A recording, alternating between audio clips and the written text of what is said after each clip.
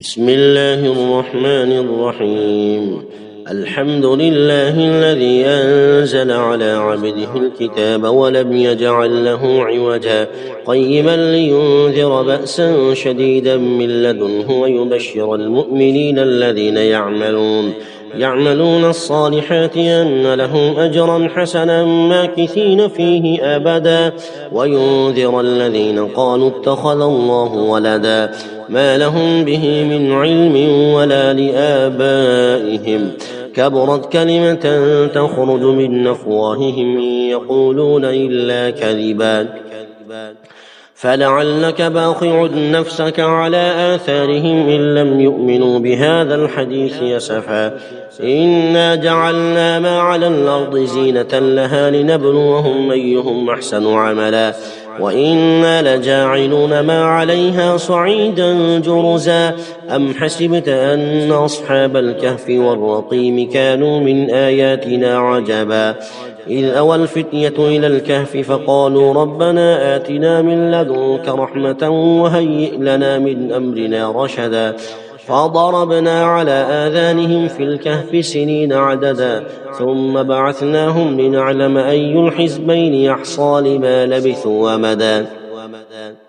نحن نقص عليك نبأهم بالحق إنهم فتية آمنوا بربهم وزدناهم هدى وربطنا على قلوبهم إذ قاموا فقالوا ربنا رب السماوات والأرض لن ندعو من دونه إلها لقد قلنا إذا شططا هؤلاء قوم اتخذوا من دونه آلهة لولا يأتون عليهم بسلطان بين فمن أظلم ممن افترى على الله كذبا وإذ اعتزلتموهم وما يعبدون إلا الله فأووا إلى الكهف ينشر لكم ربكم من رحمته ويهيئ لكم من أمركم مرفقا وترى الشمس إذا طلعت تزاور عن كهفهم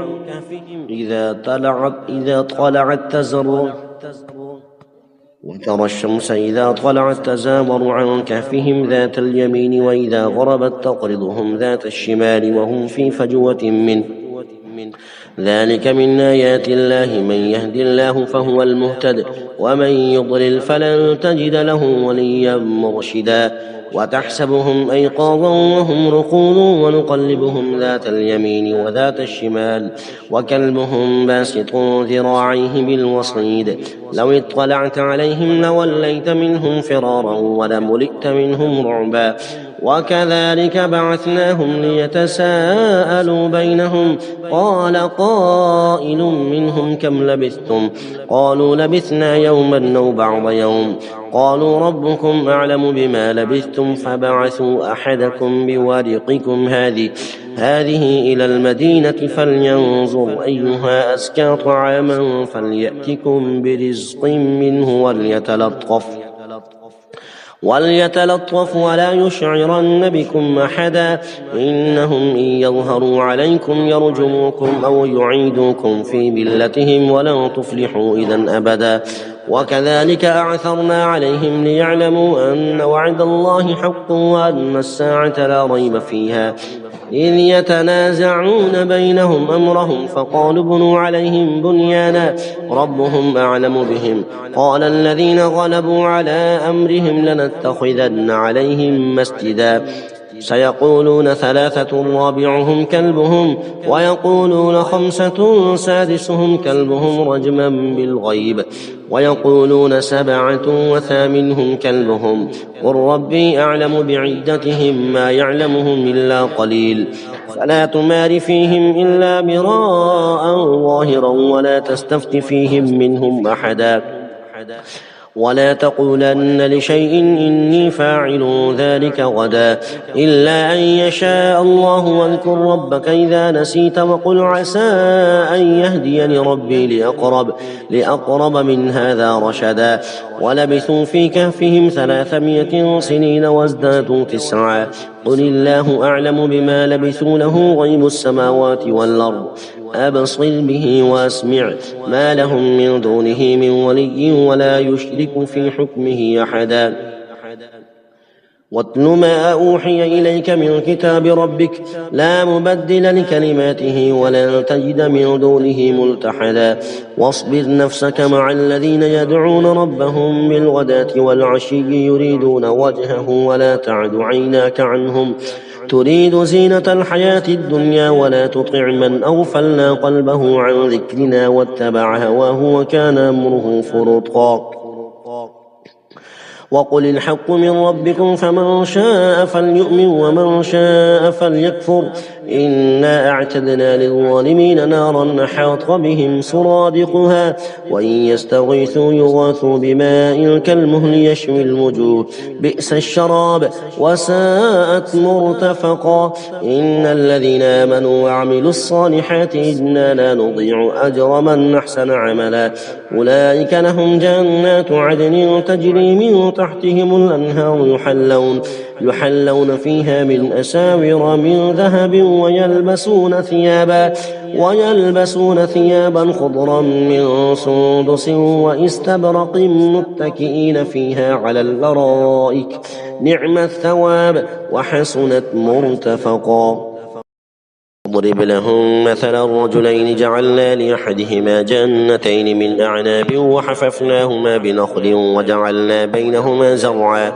كلتا الجنتين آتت أكلها ولم تظلم منه شيئا وفجرنا خلالهما نهرا وكان له ثمر فقال لصاحبه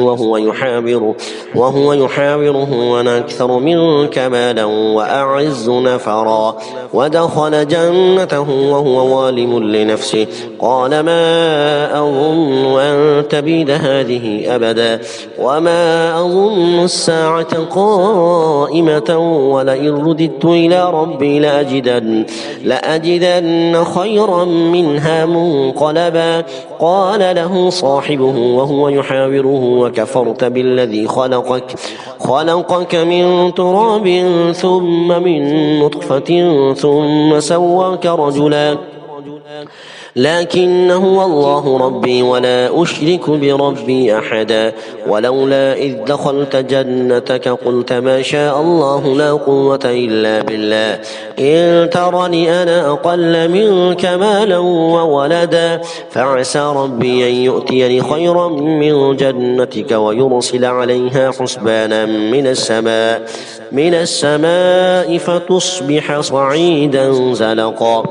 أو يصبح ماؤها غورا فلن تستطيع له طلبا وأحيط بثمره فأصبح يقلب كفيه على ما أنفق فيها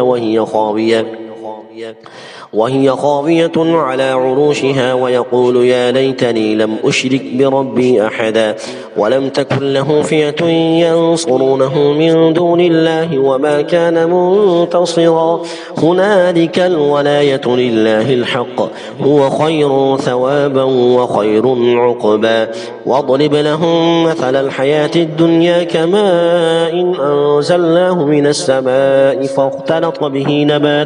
نبات الأرض فأصبح هشيما تذروه الرياح وكان الله على كل شيء مقتدرا المال والبنون زينة الحياة الدنيا والباقيات الصالحات خير عند ربك ثوابا وخير أملا ويوم نسير الجبال وترى الأرض بارزة وحشرناهم فلم نغادر منهم أحدا وعرضوا على ربك صفا لقد جئتمونا كما خلقناكم أول مرة بل زعمتم أن لن نجعل لكم موعدا ووضع الكتاب فترى المجرمين مشفقين مما فيه ويقولون يا ويلتنا ما لهذا الكتاب لا يغادر صغيرة ولا كبيرة إلا أحصاها ووجدوا ما عملوا حاضرا ولا يظلم ربك أحدا وإذ قلنا للملائكة اسجدوا لآدم فسجدوا إلا إبليس كان من الجن ففسق عن أمر ربه أفتتخذونه وذريته أولياء من دوني وهم لكم عدو بئس للظالمين بدلا ما أشهدتهم خلق السماوات والأرض ولا خلق أنفسهم وما كنت متخذ المضلين عضدا ويوم يقول نادوا شركائي الذين زعمتم فدعوهم فلم يستجيبوا لهم وجعلنا بينهم موبقا ورأى المجرمون النار فظنوا أنهم مواقعوها ولم يجدوا عنها مصرفا ولقد صرفنا في هذا القرآن للناس من كل مثل وكان الإنسان أكثر شيء جدلا وما منع الناس أن يؤمنوا إذ جاءهم الهدى ويستغفروا ربهم إلا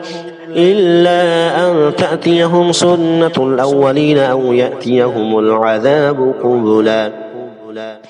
وما نرسل المرسلين إلا مبشرين ومنذرين ويجادل الذين كفروا بالباطل ليدحضوا به الحق واتخذوا آياتي وما أنذروا هزوا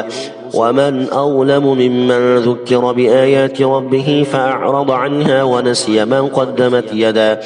إنا جعلنا على قلوبهم أكنة أن يفقهوه وفي آذانهم وقرا وإن تدعهم إلى الهدى فلن يهتدوا إذا أبدا وربك الغفور ذو الرحمة لو يؤاخذهم بما كسبوا لعجل لهم العذاب بل لهم موعد لن يجدوا من دونه موئلا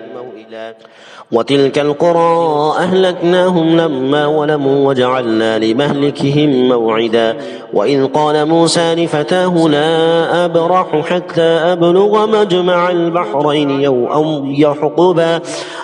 أمضي حقبا فلما بلغا مجمع بينهما نسيا حوتهما فاتخذ سبيله في البحر سربا فلما جاوزا قال لفتاه آتنا غداءنا لقد لقينا من سفرنا هذا نصبا قال أرأيت إذ أوينا إلى الصخرة فإني نسيت الحوت وما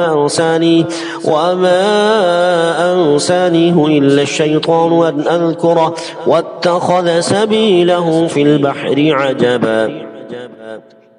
قال ذلك ما كنا نبغي فارتدا على آثارهما قصصا فوجدا عبدا من عبادنا آتيناه رحمة من عندنا وعلمناه من لدنا علما قال له موسى هل أتبعك على أن تعلمني مما علمت رشدا قال إنك لن تستطيع معي صبرا وكيف تصبر على ما لم تحط به خبرا قال ستجدني إن شاء الله صابرا ولا أعصي لك أمرا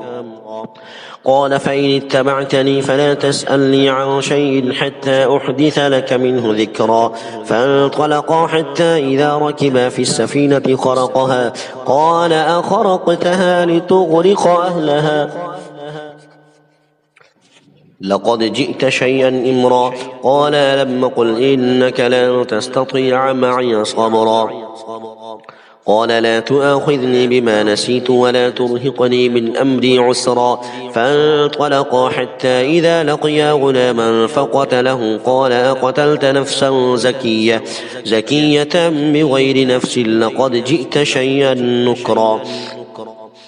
قال ألم قل لك إنك لن تستطيع معي صبرا قال إن سألتك عن شيء بعدها فلا تصاحبني قد بلغت من لدني عذرا فانطلقا حتى إذا أتيا أهل قرية استطعما أهلها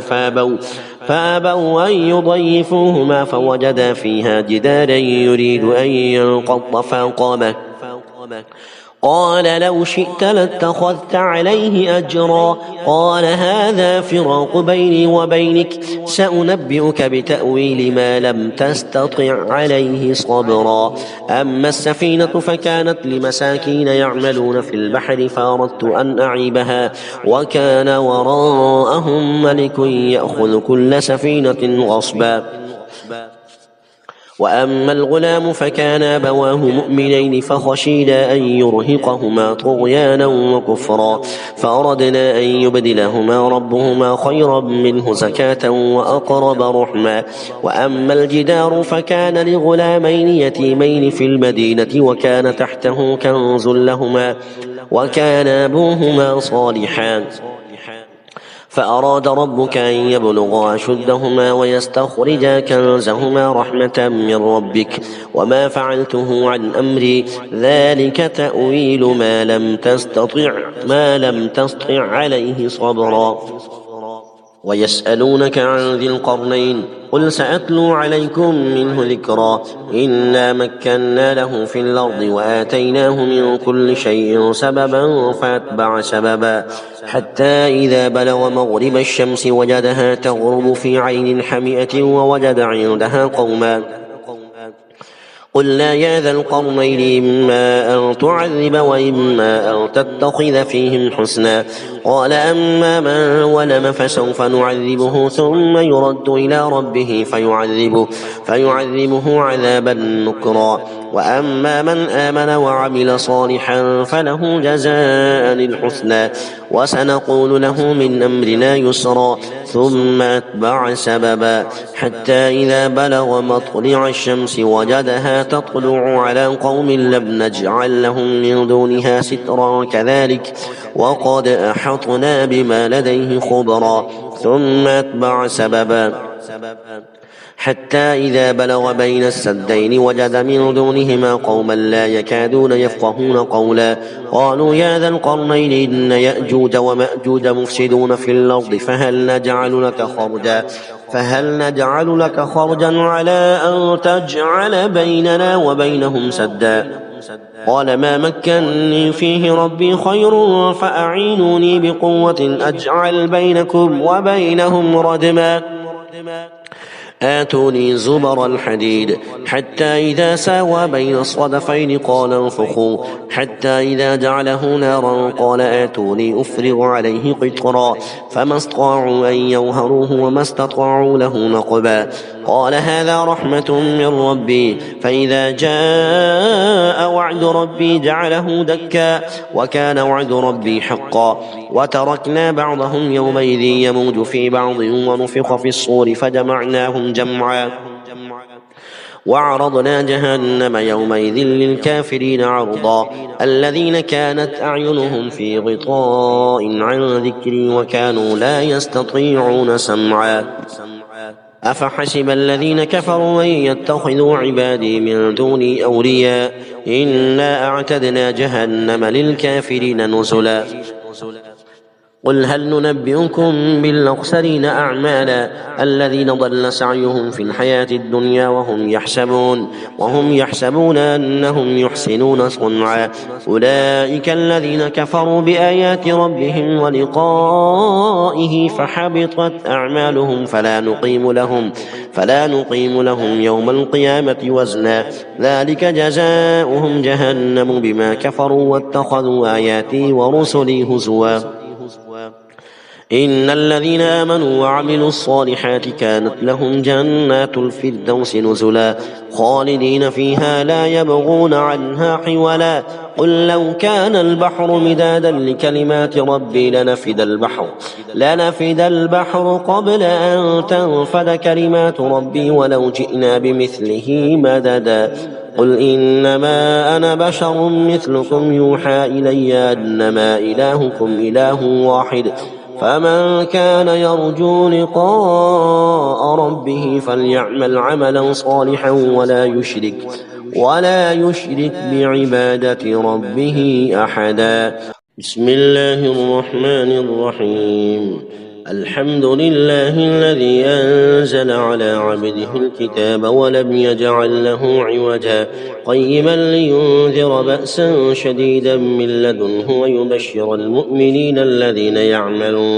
يعملون الصالحات أن لهم أجرا حسنا ماكثين فيه أبدا وينذر الذين قالوا اتخذ الله ولدا ما لهم به من علم ولا لآبائهم كبرت كلمة تخرج من أفواههم إن يقولون إلا كذبا فلعلك باخع نفسك على آثارهم إن لم يؤمنوا بهذا الحديث أسفا إنا جعلنا ما على الأرض زينة لها لنبلوهم أيهم أحسن عملا وإنا لجاعلون ما عليها صعيدا جرزا أم حسبت أن أصحاب الكهف والرقيم كانوا من آياتنا عجبا إذ أوى الفتية إلى الكهف فقالوا ربنا آتنا من لدنك رحمة وهيئ لنا من أمرنا رشدا فضربنا على آذانهم في الكهف سنين عددا ثم بعثناهم لنعلم أي الحزبين يحصى لما لبثوا أمدا نحن نقص عليك نبأهم بالحق إنهم فتية آمنوا بربهم وزدناهم هدى وربطنا على قلوبهم إذ قاموا فقالوا ربنا رب السماوات والأرض لن ندعو من دونه إلها لقد قلنا إذا شططا هؤلاء قوم اتخذوا من دونه آلهة لولا يأتون عليهم بسلطان بين فمن أظلم ممن افترى على الله كذبا وإذ اعتزلتموهم وما يعبدون إلا الله فأووا إلى الكهف ينشر لكم ربكم من رحمته ويهيئ لكم من أمركم مرفقا وترى الشمس إذا طلعت تزاور عن كهفهم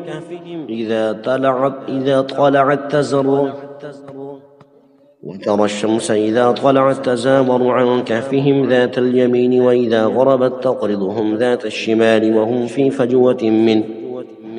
ذلك من آيات الله من يهد الله فهو المهتد ومن يضلل فلن تجد له وليا مرشدا وتحسبهم أيقاظا وهم رقود ونقلبهم ذات اليمين وذات الشمال وكلبهم باسط ذراعيه بالوصيد لو اطلعت عليهم لوليت منهم فرارا ولملئت منهم رعبا وكذلك بعثناهم ليتساءلوا بينهم قال قائل منهم كم لبثتم قالوا لبثنا يوما أو بعض يوم قالوا ربكم أعلم بما لبثتم فبعثوا أحدكم بورقكم هذه إلى المدينة فلينظر أيها أزكى طعاما فليأتكم برزق منه وليتلطف ولا يشعرن بكم أحدا إنهم إن يظهروا عليكم يرجموكم أو يعيدوكم في ملتهم ولن تفلحوا إذا أبدا وكذلك أعثرنا عليهم ليعلموا أن وعد الله حق وأن الساعة لا ريب فيها إذ يتنازعون بينهم أمرهم فقالوا ابنوا عليهم بنيانا ربهم أعلم بهم قال الذين غلبوا على أمرهم لنتخذن عليهم مسجدا سيقولون 3 رابعهم كلبهم ويقولون 5 سادسهم كلبهم رجما بالغيب ويقولون 7 وثامنهم كلبهم قل ربي أعلم بعدتهم ما يعلمهم إلا قليل فلا تمار فيهم إلا مراء ظاهرا ولا تستفت فيهم منهم أحدا ولا تقولن لشيء إني فاعل ذلك غدا إلا أن يشاء الله واذكر ربك إذا نسيت وقل عسى أن يهديني ربي لأقرب من هذا رشدا ولبثوا في كهفهم 300 سنين وازدادوا 9 قل الله أعلم بما لبثوا له غيب السماوات والأرض أبصر به وأسمع ما لهم من دونه من ولي ولا يشرك في حكمه أحدا واتل ما أوحي إليك من كتاب ربك لا مبدل لكلماته ولن تجد من دونه ملتحدا واصبر نفسك مع الذين يدعون ربهم بالغداة والعشي يريدون وجهه ولا تعد عيناك عنهم تريد زينة الحياة الدنيا ولا تطع من أغفلنا قلبه عن ذكرنا واتبع هواه وكان أمره فرطا وقل الحق من ربكم فمن شاء فليؤمن ومن شاء فليكفر إنا أعتدنا للظالمين نارا أحاط بهم سرادقها وإن يستغيثوا يغاثوا بماء كالمهل يشوي الوجوه بئس الشراب وساءت مرتفقا إن الذين آمنوا وعملوا الصالحات إنا لا نضيع أجر من أحسن عملا أولئك لهم جنات عدن تجري من تحتهم الأنهار يحلون فيها من أساور من ذهب ويلبسون ثيابا خضرا من سندس واستبرق متكئين فيها على الأرائك نعم الثواب وحسنت مرتفقا. اضرب لهم مثل الرجلين جعلنا لأحدهما جنتين من أعناب وحففناهما بنخل وجعلنا بينهما زرعا كلتا الجنتين آتت أكلها ولم تظلم منه شيئا وفجرنا خلالهما نهرا وكان له ثمر فقال لصاحبه وهو يحاوره أنا أكثر منك مالا وأعز نفرا ودخل جنته وهو ظالم لنفسه قال ما أظن أن تبيد هذه أبدا وما أظن الساعة قائمة ولئن رددت إلى ربي لأجدن خيرا منها منقلبا. قال له صاحبه وهو يحاوره وكفرت بالذي خلقك من تراب ثم من نطفة ثم سواك رجلا لكن هو الله ربي ولا أشرك بربي أحدا ولولا إذ دخلت جنتك قلت ما شاء الله لا قوة إلا بالله إن ترني أنا أقل منك مالا وولدا فعسى ربي أن يؤتيني خيرا من جنتك ويرسل عليها حسبانا من السماء فتصبح صعيدا زلقا أو يصبح ماؤها غورا فلن تستطيع له طلبا وأحيط بثمره فأصبح يقلب كفيه على ما أنفق فيها وهي خاوية على عروشها ويقول يا ليتني لم أشرك بربي أحدا ولم تكن له فئة ينصرونه من دون الله وما كان منتصرا هنالك الولاية لله الحق هو خير ثوابا وخير عقبا. واضرب لهم مثل الحياة الدنيا كماء إن أنزلناه من السماء فاختلط به نبات الأرض فأصبح هشيما تذروه الرياح وكان الله على كل شيء مقتدرا. المال والبنون زينة الحياة الدنيا والباقيات الصالحات خير عند ربك ثوابا وخير أملا. ويوم نسير الجبال وترى الأرض بارزة وحشرناهم فلم نغادر منهم أحدا وعرضوا على ربك صفا لقد جئتمونا كما خلقناكم أول مرة بل زعمتم أن لن نجعل لكم موعدا. ووضع الكتاب فترى المجرمين مشفقين مما فيه ويقولون يا ويلتنا ما لهذا الكتاب لا يغادر صغيرة ولا كبيرة إلا أحصاها ووجدوا ما عملوا حاضرا ولا يظلم ربك أحدا. وإذ قلنا للملائكة اسجدوا لآدم فسجدوا إلا إبليس كان من الجن ففسق عن أمر ربه أفتتخذونه وذريته أولياء من دوني وهم لكم عدو بئس للظالمين بدلا. ما أشهدتهم خلق السماوات والأرض ولا خلق أنفسهم وما كنت متخذ المضلين عضدا.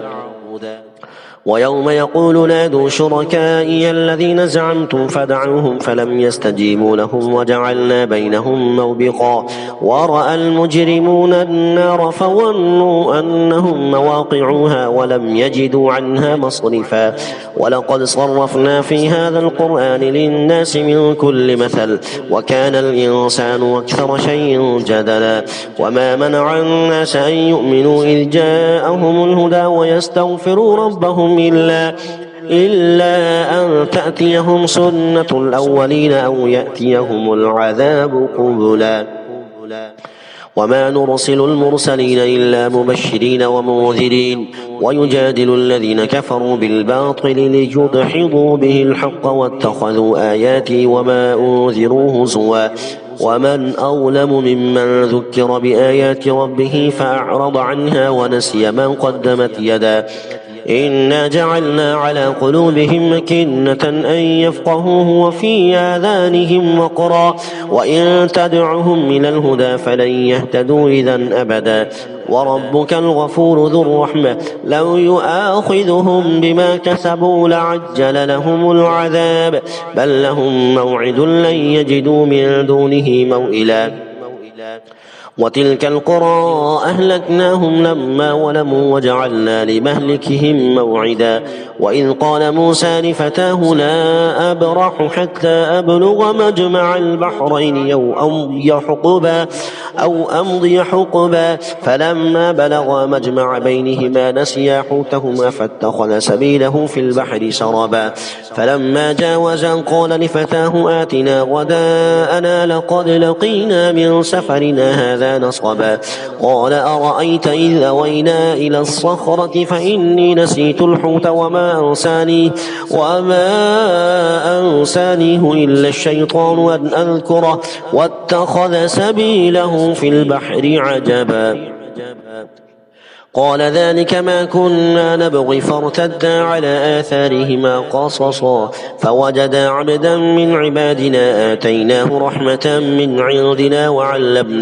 وعلمناه من لدنا علما قال له موسى هل أتبعك على أن تعلمني مما علمت رشدا قال إنك لن تستطيع معي صبرا وكيف تصبر على ما لم تحط به خبرا قال ستجدني إن شاء الله صابرا ولا أعصي لك أمرا قال فإن اتبعتني فلا تسألني عن شيء حتى أحدث لك منه ذكرا فانطلقا حتى إذا ركبا في السفينة خرقها قال أخرقتها لتغرق أهلها لقد جئت شيئا إمرا قال لم قل إنك لن تستطيع معي صبرا قال لا تؤاخذني بما نسيت ولا ترهقني من أمري عسرا فانطلقا حتى إذا لقيا غلاما فقتله قال أقتلت نفسا زكية بغير نفس لقد جئت شيئا نكرا قال لم قل لك إنك لن تستطيع معي صبرا قال إن سألتك عن شيء بعدها فلا تصاحبني قد بلغت من لدني عذرا فانطلقا حتى إذا أتيا أهل قرية استطعما أهلها فابوا أن يضيفوهما فوجدا فيها جدارا يريد أن ينقض فقامه قال لو شئت لاتخذت عليه أجرا قال هذا فراق بيني وبينك سأنبئك بتأويل ما لم تستطع عليه صبرا أما السفينة فكانت لمساكين يعملون في البحر فأردت أن أعيبها وكان وراءهم ملك يأخذ كل سفينة غصبا وأما الغلام فكان أبواه مؤمنين فخشينا أن يرهقهما طغيانا وكفرا فأردنا أن يبدلهما ربهما خيرا منه زكاة وأقرب رحما وأما الجدار فكان لغلامين يتيمين في المدينة وكان تحته كنز لهما وكان أبوهما صالحا فأراد ربك أن يبلغا أشدهما ويستخرجا كنزهما رحمة من ربك وما فعلته عن أمري ذلك تأويل ما لم تستطع عليه صبرا